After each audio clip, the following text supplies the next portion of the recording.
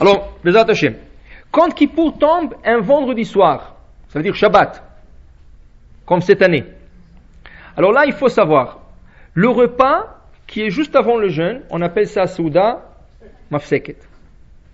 Comme c'est avant Shabbat, c'est pas Shabbat, c'est avant Shabbat, normalement on aurait fait le Kiddush, mais pas dans ce repas. Parce qu'une fois qu'on fait le Kiddush, on fait rentrer le Shabbat. On peut pas rentrer le Shabbat. Alors, ce vendredi, quand ça tombe un vendredi, il n'y a pas de Kiddush. Il n'y a pas de Kiddush. Mais par contre, il y aura une Havdalah à la fin de Shabbat. Il y aura une Havdalah à la fin de Shabbat, parce qu'on a passé le Shabbat. Et chaque fois qu'on termine le Shabbat, il faut séparer entre le Kodesh et le Chol. Alors, il y aura une Havdalah. Ça serait une Havdalah normale. La seule chose qu'il n'y aura pas dans cette Havdalah, c'est le Bessamim. Pourquoi?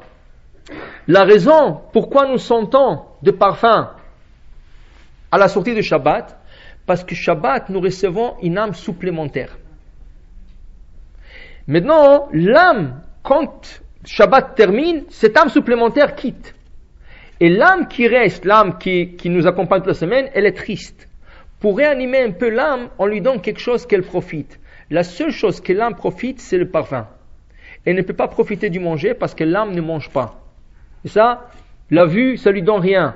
C'est ça? La seule chose que l'âme profite, c'est le parfum. Ça réanime l'âme.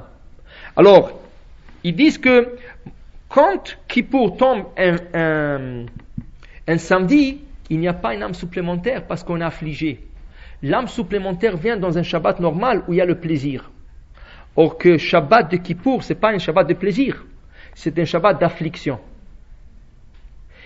Et normalement, quand un jeune tombe un Shabbat, il est repoussé. Quand un jeune tombe Shabbat, il est repoussé, mais pas Kippour. Kippour, c'est écrit dans la Torah, il faut jeûner le jour que ça tombe. Si c'est un Shabbat, c'est un Shabbat. Alors, comme c'est une journée d'affliction, il n'y a pas de Bessamim. Par contre, il y a la Havdalah et il y a la bougie. Mais la bougie est un peu spéciale aussi. La bougie sur laquelle on va faire la Havdalah, elle est spéciale. En quoi? Kippour, c'est un Yom Tov, un jour de fête. Normalement, dans un jour de fête normal, vous laissez une veilleuse pour pouvoir allumer de cette veilleuse des autres flammes pour cuisiner, ceux qui fument pour fumer, ceux qui vont faire des autres choses avec le feu. Tout ça, c'est une flamme existante pour allumer des autres flammes. Kippour a le même statut que Shabbat. Tout ce qu'on n'a pas le droit de faire Shabbat, on n'a pas le droit de faire Kippour. Alors maintenant, comment on montre que Kippour est différent de toutes les autres fêtes? La manière que nos sages ont trouvé de le montrer, c'est en allumant une bougie avant le début de la fête.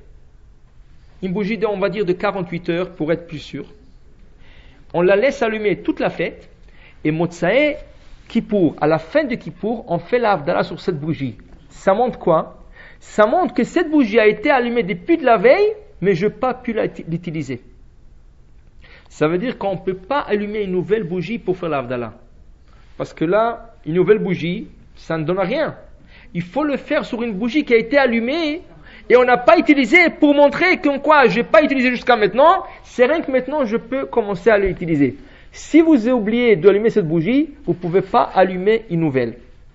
Sauf si vous avez un voisin qui a allumé sa bougie, vous pouvez prendre une bougie et l'allumer de sa bougie, de sa flamme à lui. Mais allumer avec des allumettes ou n'importe quelle autre source, on ne peut pas.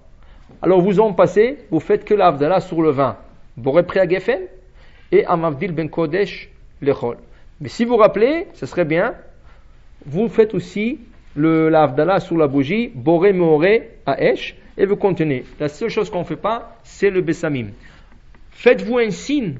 Il y a beaucoup qui vont allumer des bougies de Neshama pour les âmes, des parents, des grands-parents, de tout.